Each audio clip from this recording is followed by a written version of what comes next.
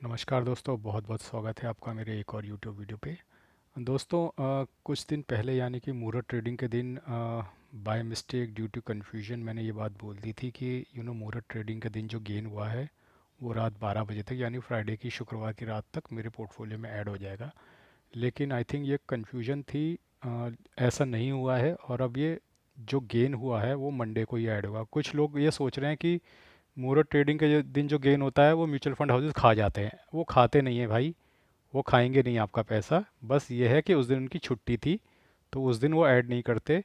वो ही मान लो कि मंडे को मार्केट ना ऊपर जाती है ना नीचे आती है, फ्लैट क्लोज होती है, तो आपका जो गेन फ्राइडे को हुआ है वो मंडे को एंड ऑफ द डे में आपकी एनएवी बढ़ के और आपकी वैल्यू बढ़ के दिख जाएगा। अब अगर मंडे को मार्केट और बढ़ती है तो फ्राइडे का गेन, मुहूर्त ट्रेडिंग वाला गेन प्लस मंडे का गेन दोनों एडज क्लब होके आपको मंडे को गेन दिख जाएगा। और अगर मंडे को मार्केट गिरती है, मान लो कि जितनी बड़ी है उतनी गिर जाती है, तो फ्लैटिश आपको दिखेगा। तो आई थिंक इसमें अब कोई कन्फ्यूजन नहीं है। कई लोगों का ये मानना है कि फंड हाउसेस तो पैसा खा जाते हैं, उस दिन का कोई गेन लॉस दिखाते नहीं है। ऐसा नहीं है।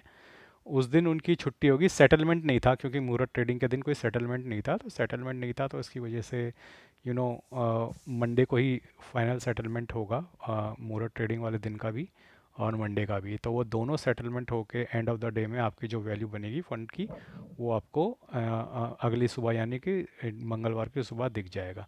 तो आई थिंक ये कन्फ्यूजन था जो मेरी तरफ से भी था, क्योंकि मैं बहुत ज़्यादा पुराना इन्वेस्टर नहीं हूँ म्यूचुअल फंड्स में। और मे भी मैंने म्यूचुअल फंड्स में पहले भी इन्वेस्ट किया हुआ है, लेकिन मैंने शायद कभी मुहूर्त ट्रेडिंग वाले दिन को क्लोजली ऑब्जर्व नहीं किया था कि उस दिन का जो वैल्यू होता है वो किस दिन ऐड होता है। तो मेरी तरफ से ये गलती है, उसके लिए मैं क्षमा प्रार्थी हूँ। कई लोगों ने मुझे आकर इस बारे में बोला भी कमेंट सेक्शन में कि आपको नहीं पता था। तो हाँ, गलती हुई है और गलती मानने में कोई बुराई नहीं है। मुझे भी वाकई में इस बात का ज्ञान नहीं था कि मुहूर्त ट्रेडिंग के दिन जो गेन होता है वो एक्चुअली में अगले दिन या हमारे इस वाले केस में मंडे को ही सेटल होकर दिखेगा एंड ऑफ द डे में। यानी मंडे का गेन या मंडे का लॉस जो भी होगा सेट ऑफ होगा फ्राइडे के गेन के साथ, और उसके बाद जो भी फाइनल होगा वो एंड ऑफ द डे में दिखेगा। तो इसमें अब कोई दो डाट नहीं है। और मैं माफ़ी चाहूँगा एक बार फिर से तहे दिल से मेरे सब्सक्राइबर से और जो लोग मेरे वीडियोस देखते हैं उन्हें, अगर मैंने गलत जानकारी दी। मैं कोशिश करूँगा भविष्य में जो भी जानकारी मेरी तरफ से दी जाए वो सही और सटीक हो। बात करते हैं मेरे पोर्टफोलियो की, तो मेरा पोर्टफोलियो जैसे कि आप देख सकते हैं इस वक्त 9,792 रुपये 9792 का मेरे को टोटल गेन दिख रहा है। और एक्स आई आर आर जो 1.74% का हो गया है दोस्तों।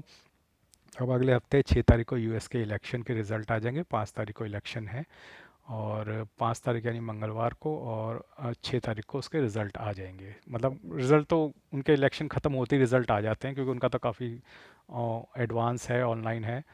तो आई थिंक अब मंडे और ट्यूसडे को मार्केट काफ़ी स्विंग करेगा। और समस्या ये है कि यूएस मार्केट अपने ऑल टाइम हाई पे है। अब यूएस मार्केट अपने ऑल टाइम हाई पे है तो वो वहाँ से फॉल कर सकता है 10% तक।